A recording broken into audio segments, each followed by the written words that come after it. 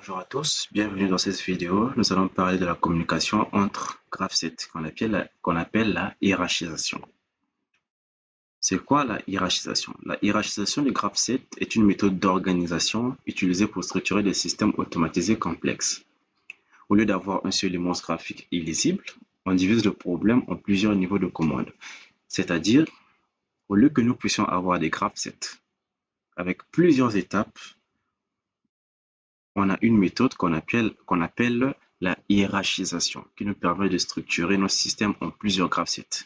Qu'il s'agit ici, un graphe set de conduite ou de coordination, celui qui va gérer les différentes tâches. Et nous avons le graphe set de tâches, celui qui va exécuter ce que le graphe set de conduite lui dit de faire. Et le graphe set des sous-tâches, qui fait aussi la même chose, qui obéit au graphe set de tâches. Et nous avons le graphe set de sûreté. Je peux dire ceux qui ont fait le GEMA vont comprendre que c'est exactement le GEMA. Ok, donc ici nous avons un système qui a deux convoyeurs. Donc la première partie c'est l'aménage des pièces et ici la deuxième partie c'est pour par exemple trier. Par exemple. Donc ici nous avons la carte d'entrée-sortie que nous avons déjà affectée aux adresses dans Factory.io que nous allons rapporter sur Chat Portal. Donc nous allons commencer à faire le graph set de ce système en divisant en deux tâches. Donc il faut d'abord savoir quelles sont les tâches de notre système. Donc on a deux tâches. La première tâche ici, c'est l'aménage des pièces. Et la deuxième tâche ici, c'est pour le triage. Donc, nous allons commencer par le graphe set de coordination de tâches. Donc, je vais prendre ici. OK. Graphe set de coordination de tâches. Donc, voici notre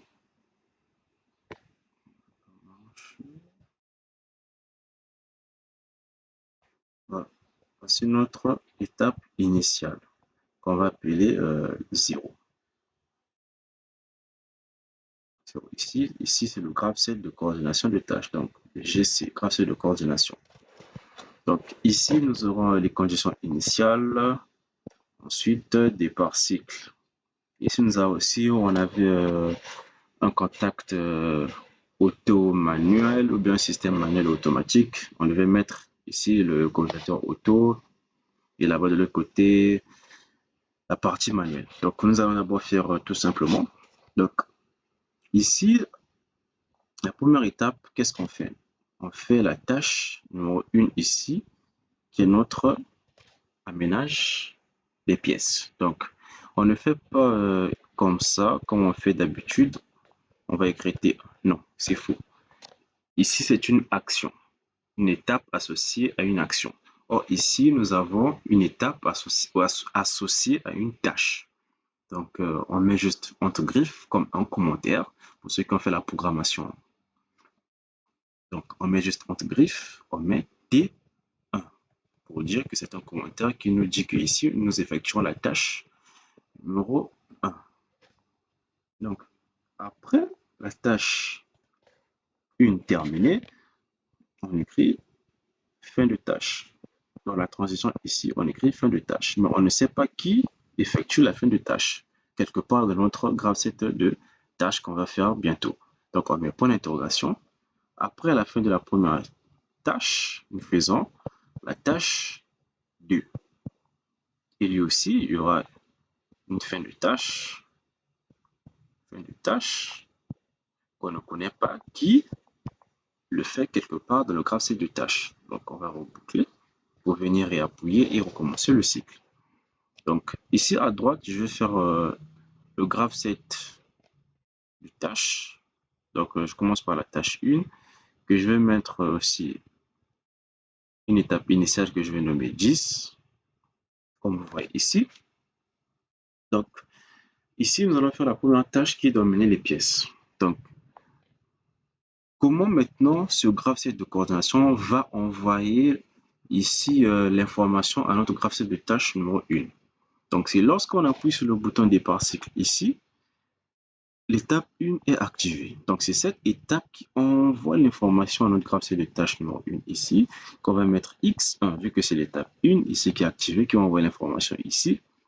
Il va maintenant exécuter notre système prévu. Donc, on va démarrer le convoyeur 1, que je vais appeler CV1.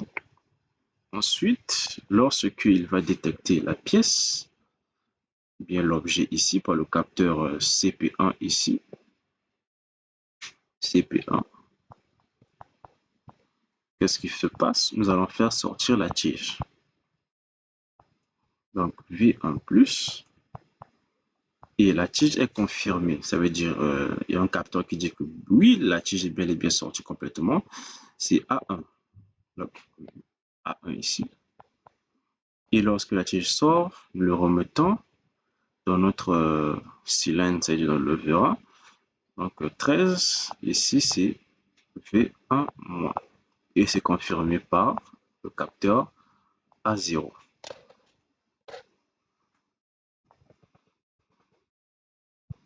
Confirmé par le capteur A0. Donc ici, nous mettons une autre étape. Cette étape qu'on va appeler étape d'attente. Donc c'est cette étape qui envoie l'information au graphe C de coordination ici que la tâche est bel et bien terminée. C'est là où nous avons dit, nous avons mis les points d'interrogation parce que on n'allait pas savoir c'est quelle étape qui envoie l'information au graphe C de tâches et de coordination pour nous dire que oui, on a déjà terminé notre première tâche. Donc ici, nous allons mettre X14, c'est lui qui confirme qu'on a fini la tâche 1. Et il y a une transition ici, on va mettre X14 bar. Ça peut être n'importe quoi, hein. Ça peut être ce que vous voulez. Le plus important, c'est qu'il reboucle ici à notre étape 10. Donc ça peut être X14 bar, ça peut être B1 bar, ça peut être Z bar, c'est à vous de choisir l'opérante qui sera notre dernière transition, mais qui n'a pas d'effet dans notre système. Donc on passe à la tâche numéro 2. Donc c'est pareil. Donc nous mettons ici, on va appeler 20. Donc nous activons l'étape 2 ici, qui envoie l'information à notre graphe C de tâche numéro 2 ici, donc X2, d'effectuer démarrage de notre convoyeur 2, donc CV2. Ensuite, lorsqu'il est détecté par CP2, nous allons faire sortir la tige V2 plus, détecté par B1. Ensuite, nous allons faire V2 moins, détecté par B2. Je crois que c'est bel et bien ça. Voilà, B1 pour détecter la tige est sortie, B2 pour détecter que la tige est entrée. Ensuite, nous terminons notre tâche par l'étape 24 qui est l'étape, comme j'ai dit là-bas, d'attente. Soit attente qui va renvoyer l'information ici, hein, là, pour nous dire que oui, nous avons terminé notre tâche. Donc, c'est l'étape ici, X24 qui nous met. On peut recommencer en appelant sur la tâche numéro 2. Et lorsque la tâche 2 est terminée, ainsi de suite, nous allons encore réappuyer et le cycle continue jusqu'à ce que nous voulons, on n'appuie plus. Donc, les graph set. Donc, c'est comme ça que cela ça se présente. Au lieu, vous voyez, si on n'avait pas fait la hiérarchisation des graph set, on allait avoir un long graph set ici. Donc, ça, au lieu de mettre 1, on allait mettre tout ce qui est ici. Au lieu de mettre 2, on allait mettre tout ce qu'on a fait ici aussi. Ok, maintenant nous allons passer à la traduction de ces 3 graph sets en langage ADER. Ensuite, les programmer sur TIA, Portal et le simuler avec Factory IO.